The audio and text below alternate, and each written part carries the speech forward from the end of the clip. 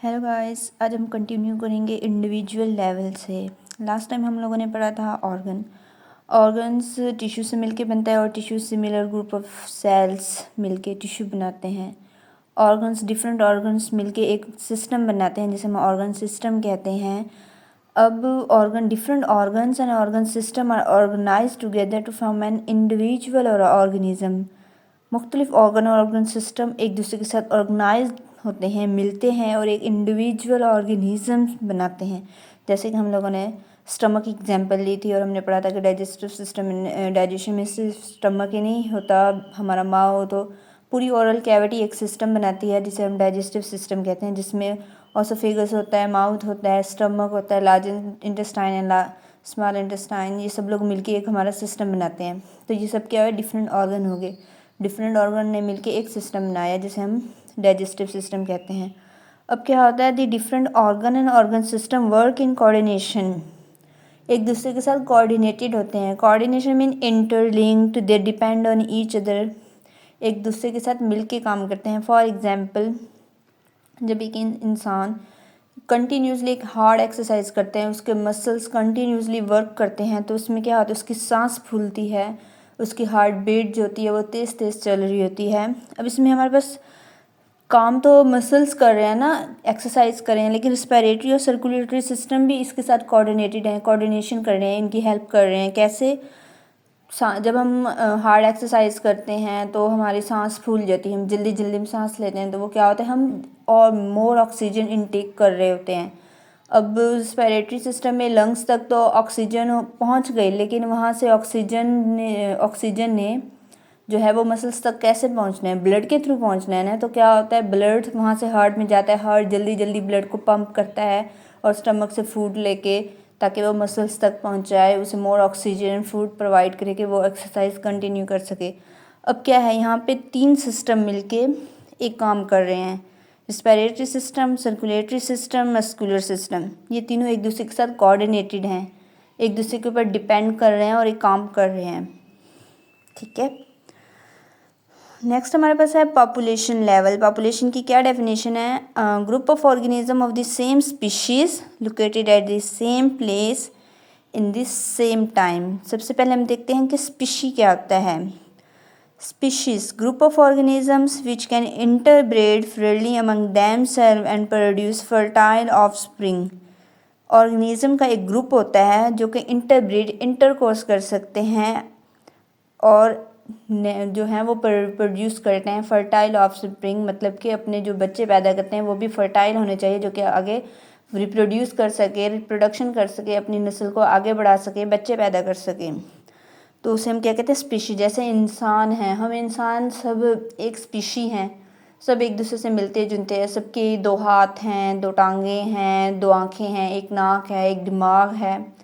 सब लोगों का यही सेम है ना, सब लोगों में सब इंसान ऐसे रिजेंबल करते हैं ना एक दूसरे से।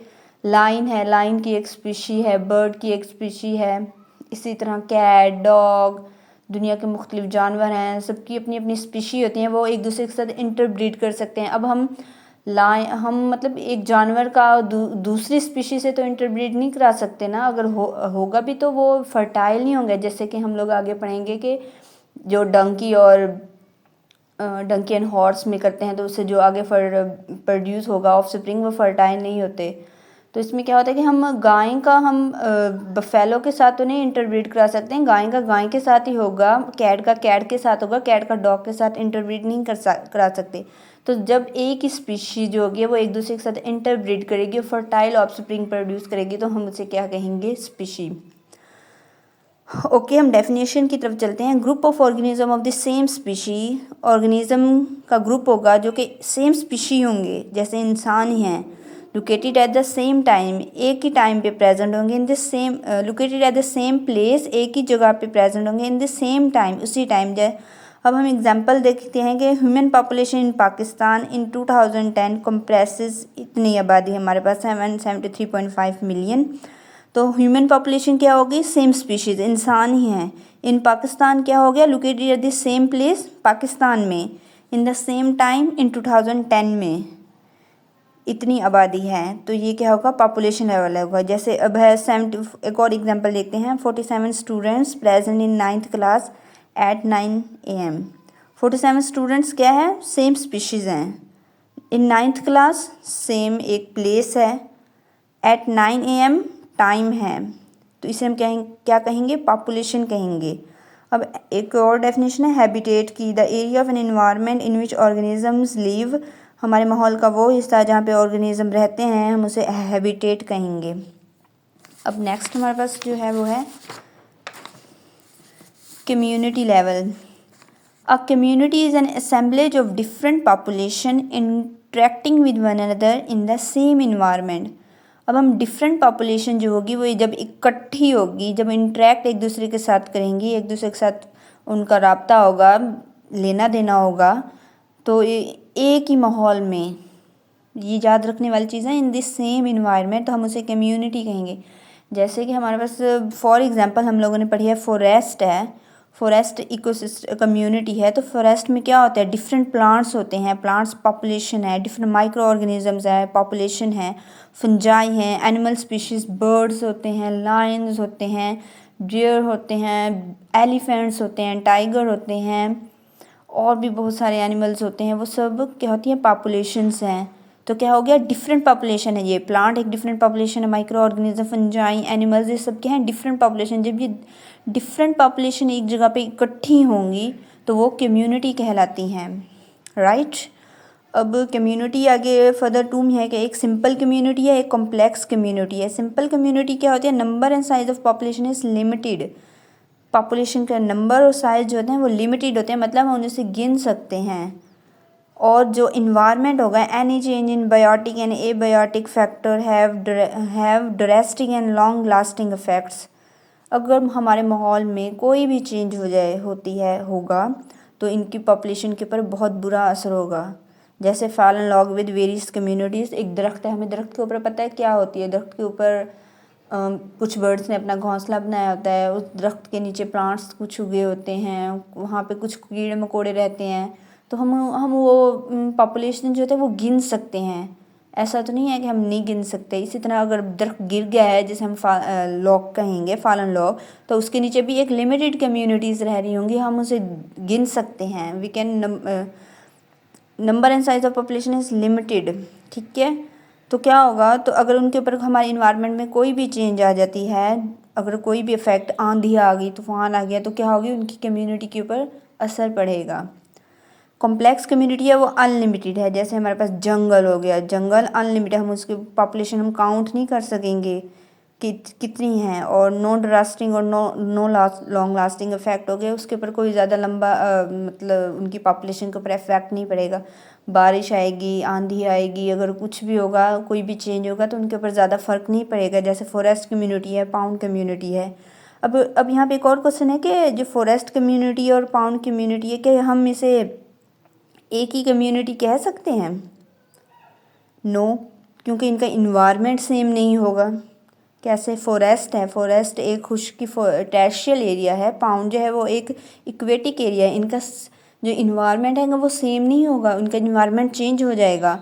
वो लोग खुश्की, फॉरेस्ट में जो कम्युनिटी जो पॉपुलेशन रहती है वो खुश्की पे रहती है, और जो पाउंड में जो पॉपुलेशन रहती है वो मतलब पानी में रहती है, उसके अंदर, हाँ, पानी के अंदर पौधे भी होते हैं, मुख्तलिफ़ किस्म के जानदार होते हैं, जानवर होते हैं, तो क्या होगा, उनका इन्वायरमेंट सेम नहीं होगा। जबकि हम लोगों ने कम्युनिटी में लेवल में पढ़ा है कि इनका इन्वायरमेंट जो होगा वो सेम कहलाएगा।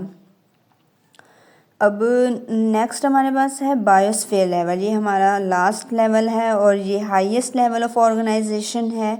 The part of the earth inhabited bye organisms communities, हमारी अर्थ का वो हिस्सा जहाँ पे ऑर्गेनिजम्स की ये जो डिफरेंट कम्युनिटीज़, ऑल कम्युनिटीज़ हम यहाँ पे कहेंगे कि जो रहती हैं, उसे हम बायोस्फीयर कहेंगे। हमारी अर्थ में हमारा 3% वाटर एंड 1% जो है वो खुश्की है, लेकिन वाटर में भी हमारे पास कम्युनिटीज़ हैं। तो हम वो तमाम एरिया अर्थ का जहाँ पे लाइफ एग्जिस्ट करती है, जहाँ पे ज़िंदगी रहती है, जीने वाले लोग रहते हैं, एनिमल्स रहते हैं, हम उसे बायोस्फीयर कहेंगे। अब यहाँ पे it includes all ecosystem. Ecosystem क्या होता है? Relationship of living organism by non living components of the environment.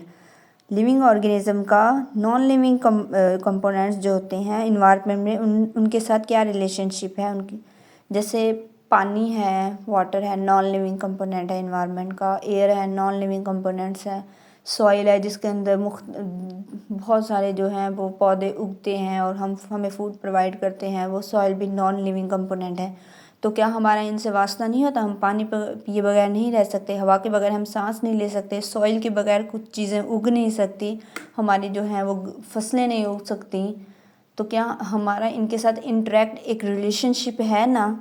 तो क्या होगा, बायोस्फीयर में तमाम के तमाम इकोसिस्टम इंक्लूड होंगे, तमाम इकोसिस्टम मिलके एक बायोस्फीयर बनाएंगे। ये हमारा ऑर्गेनाइजेशन का हाईएस्ट लेवल है। आज का हमारा टॉपिक यहीं पे ख़त्म हुआ, level of organisation. I hope कि आप सब लोगों को बहुत अच्छी तरह से समझ आ गया होगा। Thank you.